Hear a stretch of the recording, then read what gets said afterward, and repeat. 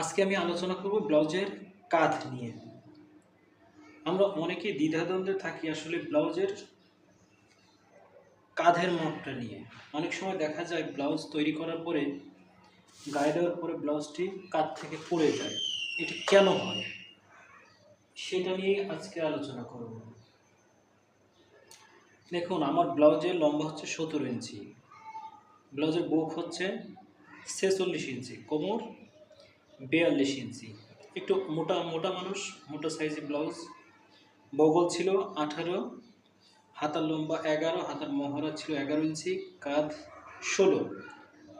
এই যে কাঁধের মাপটা 16, এটা হচ্ছে যার ব্লাউজ তার গায়ের মাপ। চলি ছিল 13.5, এটা হাফ চলি ব্লাউজ 13.5 ইঞ্চি, চলিটা হবে 13.5 ইঞ্চি। চলিটা হবে 13.5 ইঞ্চি।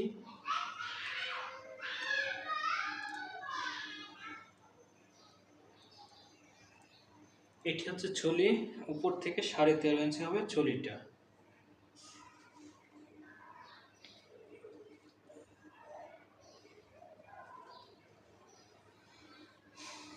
দেখেন, যদি ছোট গলার ব্লাউজ হয় তাহলে কারো শোল্ডার অথবা শোল্ডার আমরা যেটাকে কাঁধ বলি, যদি কারো কাঁধ 16 ইঞ্চি থাকে, দেখা গেল আপনার 7 ইঞ্চি 8 ইঞ্চি গলার ডিপ বা 9 ইঞ্চি গলার ডিপ,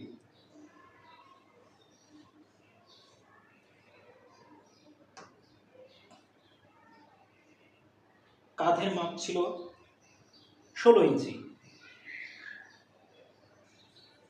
এ হচ্ছে আমার 16 ইঞ্চি। যদি আমি 16 ইঞ্চিতে ব্লাউজটা শোল্ডারটা কাটি তাহলে হবে কি, ব্লাউজটি গায়ে দেওয়ার পরে শোল্ডার থেকে পড়ে যাবে। আবার 1 ইঞ্চি পরিমাণ পিছনে টিকিন থাকে, আমি যখন পিছনে টিকিন দিব তখন শোল্ডারটা অটোমেটিক্যালি 1 ইঞ্চি বেড়ে যাবে। তার মানে 16তেই যদি কাটিং করি তাহলে সেটা 17 ইঞ্চি হয়ে যাবে। সবসময় একটা জিনিস হয় কি, ব্লাউজের ক্ষেত্রে আপনার শোল্ডারটা কম নিতে হয়। যদি আপনি কম না নেন তাহলে অবশ্যই ব্লাউজটি গায়ে দেওয়ার পরে গলা থেকে পড়ে যাবে। দেখেন, আমার এখানে 16 ইঞ্চি ছিল, এই হচ্ছে 16 ইঞ্চির মাপ। আমি এখান থেকে 14 ইঞ্চি নিয়েছি, মানে আমি 2 ইঞ্চি কম নিয়েছি। আমি 14তে নিয়েছি ওনার শোল্ডারটা। ঠিক আপনারা একইভাবে যে কোনো সাইজের ব্লাউজই হোক, যে কোনো সাইজের ব্লাউজে আপনারা 2 ইঞ্চি 1.5 ইঞ্চি আপনারা শোল্ডারটা কম নেবেন। বডির যে মাপটা থাকে ওখান থেকে শোল্ডারটা 1.5 ইঞ্চি 2 ইঞ্চি পরিমাণ কম নেবেন। অর্থাৎ 16 থাকলে আপনারা 14 নেবেন, 14 থাকলে আপনারা 12 নেবেন।